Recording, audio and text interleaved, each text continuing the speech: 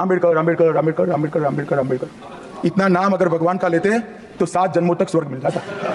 तो अच्छी बात है ना, ना सुनिए तो।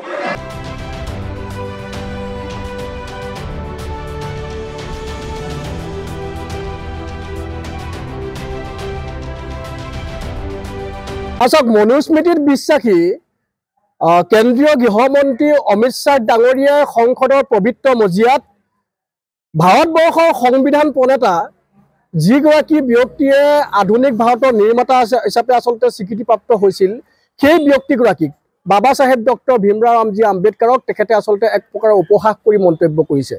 তেখেতে কৈছে যে আম্বেদকাৰৰ নাম লোৱা সলনি ভগৱানৰ নাম ল'লেহে মানুহে হেনো স্বৰ্গৰ স্থান পাব।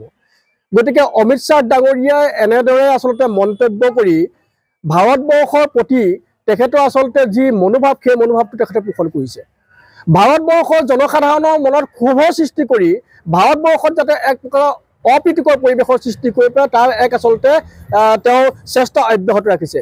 ইয়াৰ পৰা এটা কথা স্পষ্ট হয়, এই অমিত শ্বাহ ডাঙৰীয়া সম্পূৰ্ণৰূপে এজন দেশদ্ৰোহী ব্যক্তি, যিজনে নেকি ভাৰতবৰ্ষৰ যিজন আচলতে স্বনামধন্য ব্যক্তি, ভাৰতবৰ্ষক আচলতে যিজনে আধুনিক ভাৰত হিচাপে নিৰ্মাণ কৰিছিল, সেইজনকে যেতিয়া তেওঁ প্ৰকৃত সন্মান দিব নোৱাৰিলে, এই ব্যক্তিজনৰ আচলতে মন্ত্ৰী হৈ থকাৰ কোনো ধৃষ্টতা নাই।